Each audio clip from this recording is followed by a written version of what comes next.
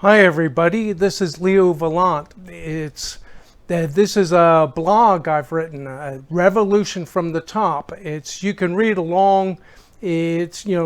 Search up right here.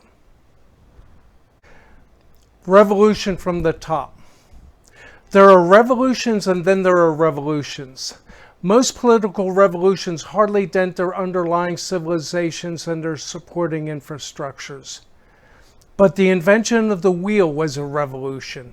Iron smelting gave us the Iron Age, a revolution that flipped the entire ancient world. Gunpowder, the printing press, and the steam engine all rolled into one to give us the Industrial Revolution. These major engines for infrastructural change led to the most powerful globally universal revolutions, where the character of societies and civilizations underwent profound changes, often as destructive as they were creative. The next revolution, which may even exceed the scale of most of these others, will be the machine intelligence and robotics revolution. Imagine all human managers and workers being swapped out by utility fixtures. People will have nothing to do but to figure out what they really want to do.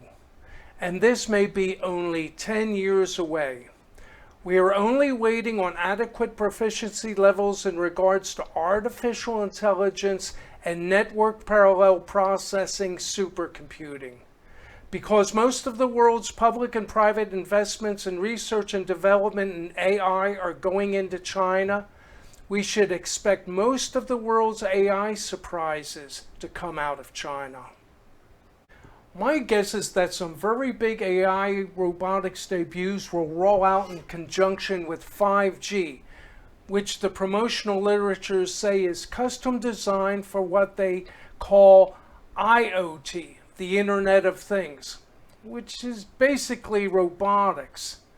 The critical factors that make 5G so pivotal are speed. It's more than 100 times faster than what we got now, and it has near zero latency, which means all the lag time issues disappear, which is a critical parameter for any robot that must react instantly to stimulus in real time, such as with self-driving cars.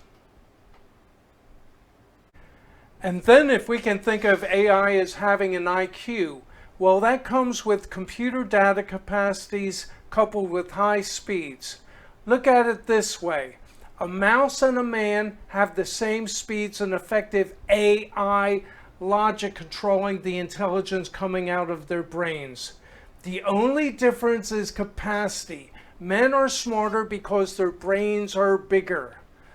And remember that Moore's law hasn't slowed down. That is, computer speeds doubling and memory prices halving every year and a half.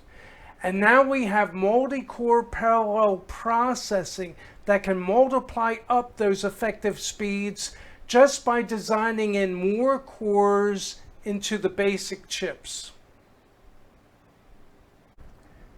Now, from the worker's perspective, we are worried most about robots taking our jobs. But perhaps the most significant side of the revolution will be in the domains of management and planning.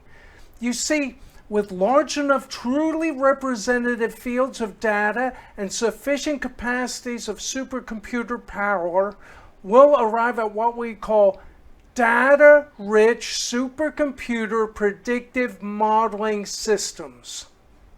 Such a predictive modeling system will know in specific detail, to a specified uncertainty, how society and the economy work, down to the mechanical level of plotting all the interactions and behaviors of and between all the various effective and dependent variables. And then, if supported by enough economic clout, the system would be able to manipulate the effective variables in order to change both society and the economy depending on whatever the system parameters call for. Okay, once the technology is in place, then the repercussions will come quickly enough. Accurate predictive modeling will decrease the risk of corporations that use it, so they can reduce their profit margins, effectively putting their competition out of business. Also, larger, more inclusive and detailed data fields predict better than small, so there will be a push for companies to merge and consolidate their proprietary data for mutual advantage. Or the smaller corporations might lobby for a one network for all data. And that would basically include all companies and banks within the same predictive model. But yes, even if companies themselves don't merge in order to take advantage of economies of scale, the trend will be towards data sharing and the creation of a one data network across all capitalism. Now, what we need to understand most about predictive modeling, especially in business applications, is that it will always be right, or right enough, and any suggestions to the contrary will be wrong. By the time we get to this point, the business world will have compared 1,000 ways how predictive modeling would have succeeded where the best CEOs and Wall Street hedge fund gurus have failed.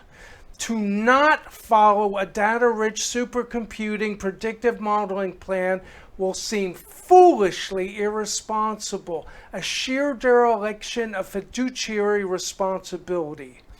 We will see a trend in which all humans involved in business management will increasingly take a hands-off approach. If it ain't broke, don't fix it. So in the not far future, the world's economy will be in a kind of effective autopilot, being flown by the predictive modeling systems. If you think of socialism as a planned economy, then we will have socialism, but it will be socialism from the top and primarily for the top.